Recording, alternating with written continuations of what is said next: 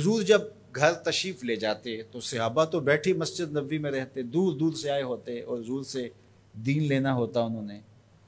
تو آقا کریم نے اگر واپس تشریف لانا ہوتا تو حضور اپنے موزے مبارک، اپنے نالین وہیں دروازے پہ چھوڑ دیتے. تو اس کا مطلب یہ ہوتا، اشارہ سائن یہ ہوتا کہ میں ابھی آیا. اور اگر حضور نے جا کے استراحت فرمانی ہے، دیر کے بعد تشریف لانا ہے، ایک نماز کے بعد گئے اب دوسری نماز کے وقت ہی آئیں گے، تو حضور نالین سمیت تشریف لے جاتے. تو جب حضور کے جوڑے پڑے ہوئے تو صحابہ سمجھتے کہ وہ آنے والے ہیں، تو پھر ان کی نظریں دروازے پہ لگی رہتی. تو اچانک جب حضور آتے تو وہ یہ لفظ بولتے، خرجنا رسول اللہ. کبھی کہتے کہ حضور طلوع ہوئے، کبھی یہ بھی کہتے طالع علینا، ہمارے اوپر طلوع ہوئے. تو یہ مختلف روایات حدیث میں ملتے ہیں. تو یہ کیا کہتے ہیں سنو ذرا. حضرت ابو شریح الخزاعی رضی اللہ تعالی عنہ فرماتے ہیں، خرج علینا رسول اللہ صلی اللہ علیہ وسلم فقال، حضور تشریف لائے، ہمارے درمیان جلوہ فراز ہوئے.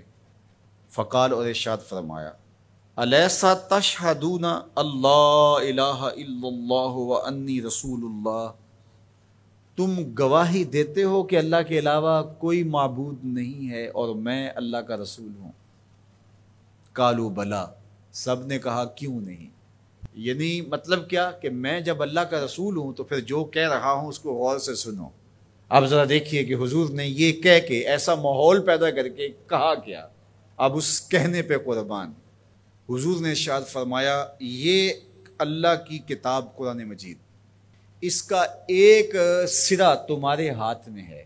یعنی یہ اللہ کی لٹکتی ہوئی رسی ہے قرآن مجید، اور لٹکتی جو رسی ہوتی ہے اس کے دو سرے ہوتے ہیں نا. تو کہا اس کا ایک سرا اللہ کے ہاتھ میں ہے اور دوسرا سرا تمہارے ہاتھ میں ہے. اللہ اکبر. فتمسکو، اس کو مضبوطی سے پکڑ لو. دیکھیے یہ لائٹ جل رہی ہے نا، اس کے اندر تار لگی ہوئی ہے. تار کا ایک سرا مین پاور ہاؤس سے جڑا ہوا ہے اور دوسرا سرا اس لائٹ سے جڑا ہوا ہے. تو اگر یہ دوسرا سرا مضبوطی سے یہ لائٹ پکڑ لے تو پھر روشنی دے گی نا، اجالا دے گی، ظلمت مٹائے گی. لیکن ادھر سے تو جڑا ہوا ہے، لیکن یہ ادھر سے نہ پکڑے تو بتاؤ روشنی ہوگی.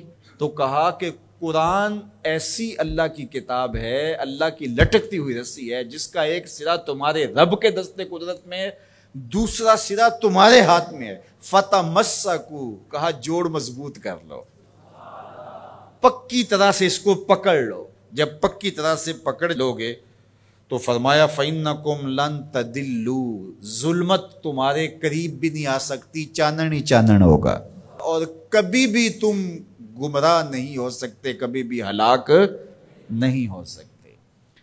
تو یہ راز یہ لائٹ پا گئی ہے، یہ راز یہ پنکھا پا گیا ہے کہ ایک سرا تو تار کا پاور ہاؤس سے جڑا ہے اور پورا کرنٹ آ رہا ہے، لیکن اگر ادھر سے اس کا کنیکشن کمزور ہو گیا تو یہ چل نہیں پائے گا، یہ روشن نہیں ہو پائے گی.